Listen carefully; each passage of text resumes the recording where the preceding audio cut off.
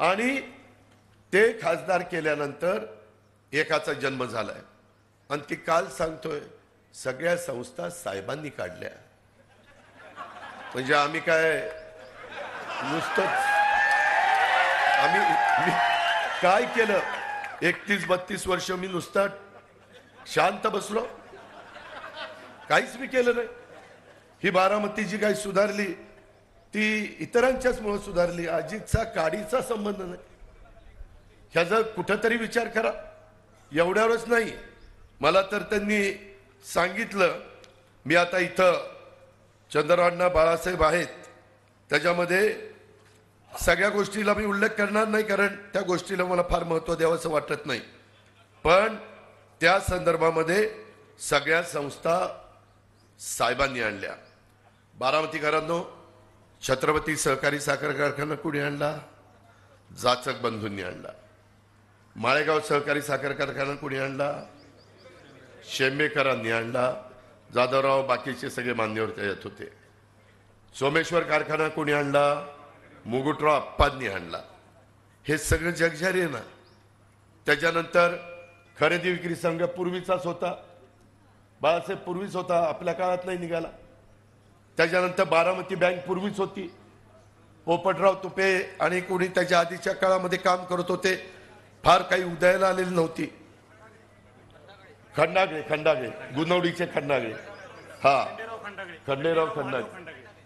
बरं ठीक आहे, माझं काही चुकलं तर सावरून घ्या।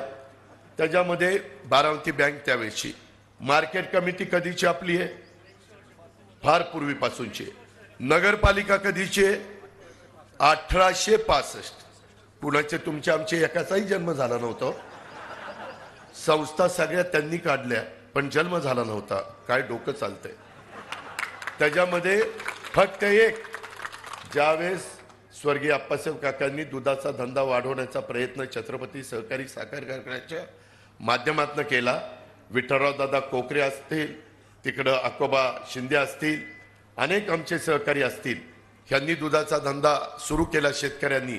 आणि त्याच्यातून मग स्वर्गीय व्ही.डी. अण्णा जगताप ह्यांनी पहिल्यांदा ते मुख्य प्रवर्तक बारामती तालुका दूध संघाचे मला वाटतं झाले, आणि तो दूध संघ मात्र साहेबांच्या मार्गदर्शनाखाली निघाला।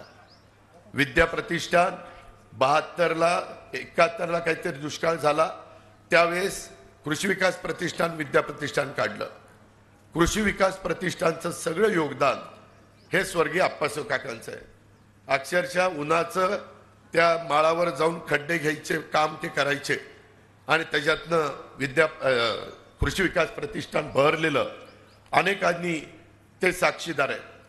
त्याच्यामध्ये विद्या प्रतिष्ठान तिथं 71-72 सुरू झालं। पहिली शाळेचं उद्घाटन रजनी पटेलांनी केलं MS हायस्कूलमध्ये। आत्ताचा बालविकास, आत्ताचं विनोद कुमार गुजर बालविकास मंदिर आणि पूर्वीचं बालविकास मंदिर, बरीच मुलं तिथं शिकलेली आहेत। त्या ठिकाणी ती शाळा काढल्यानंतर 91 पर्यंत विद्या प्रतिष्ठानची कुठलीही शाखा निघाली नव्हती। 91ला तुम्ही मला खासदार केलं, मला तिथं ट्रस्टी घेतलं, आणि त्याच्यानंतर मी त्या MIDC मध्ये जमीन घेतली आणि त्याच्यातली 40 एकर